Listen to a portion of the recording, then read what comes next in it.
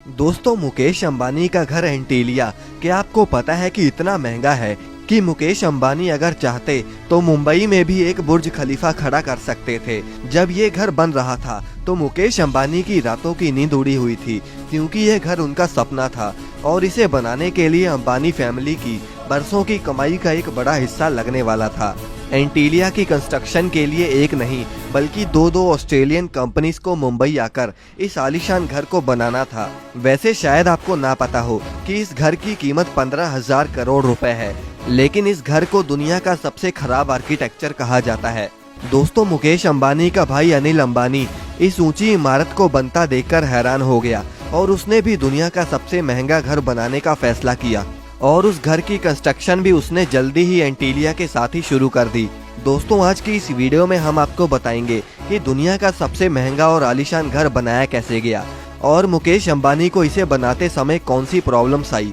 बस आप वीडियो के एंड तक हमारे साथ बने रहें और इस चैनल को सब्सक्राइब जरूर कर दें। दोस्तों, जब सन 2002 में मुकेश अंबानी के पिता का देहांत हुआ तब उनकी सारी जायदाद दोनों भाइयों में बांट दी गई और दोनों ही भाइयों ने पहले तो बहुत पैसा कमाया। हालांकि आज मुकेश अंबानी ने अपनी उस कामयाबी को बनाए रखा, लेकिन उनका भाई अनिल अंबानी मुकेश अंबानी के कंगाल भाई के नाम से जाना जाता है। अब दोस्तों, मुकेश अंबानी ने अपनी जायदाद के एक बड़े हिस्से से अपने सपनों का घर यानी कि एंटीलिया को बनाने का सोचा और घर को तो पहले सोचा गया था कि इस पर $2 बिलियन का खर्चा होगा और जब इतनी बड़ी रकम खर्च होने वाली थी तो मुकेश अंबानी ने जल्दबाजी ना दिखाते हुए इस घर का काम सन 2006 में शुरू किया। दोस्तों, सबसे पहले मुकेश अंबानी को एक ऐसी जमीन की जरूरत थी जो कि इस आलीशान घर का वजन झेल सके और वो जमीन उन्हें मुंबई की बिलियनर रो में मिल गई। उन्हें अपने घर एंटीलिया के लिए करीब 4 लाख स्क्वायर मीटर की जगह चाहिए थी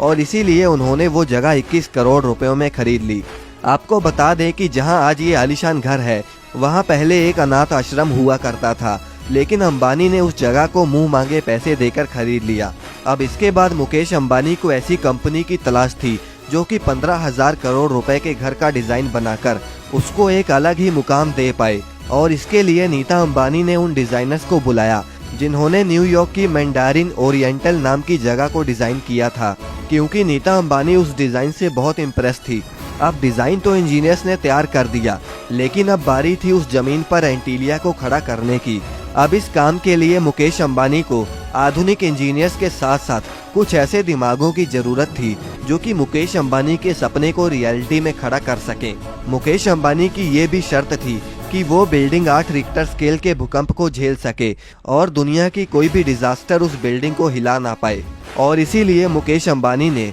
ऑस्ट्रेलिया की 2 कंपनीज को काम सौंपा। बिल्डिंग एंटीलिया की नींव एक एडवांस इंजीनियरिंग से बनी नींव है और इसीलिए बड़े बड़े लोहे के पाइल्स को जमीन में गाड़कर इसका काम शुरू किया गया था। आपको बता दें कि इस तरह की इंजीनियरिंग से आज दुनिया की सबसे ऊंची इमारत बुर्ज खलीफा को भी खड़ा किया गया था। अब बाकी का काम तो शुरू हुआ ही था कि मुकेश अंबानी ने काम पूरा करने की डेडलाइन भी जारी कर दी और वो डेडलाइन थी 2010, क्योंकि मुकेश अंबानी चाहते थे कि उनका घर छोटे भाई के घर से पहले तैयार हो जाए। अब काम तो बहुत तेजी से होने लगा, लेकिन मुंबई की झुलसा देने वाली गर्मी इस कंस्ट्रक्शन का रोड़ा बनने लगी, क्योंकि मुंबई की गर्मी में तैयार होने वाला कंक्रीट बहुत ही जल्दी सूखने लगा, जिसे अगर इमारत में डाला जाता तो उस इमारत को खतरा भी हो सकता था और इसीलिए कंस्ट्रक्शन कंपनी ने कंक्रीट बनाने का काम रात को शुरू कर दिया, क्योंकि रात को ज्यादा गर्मी नहीं होती। अब करीब 4 साल बाद 15,000 करोड़ रुपयों की लागत से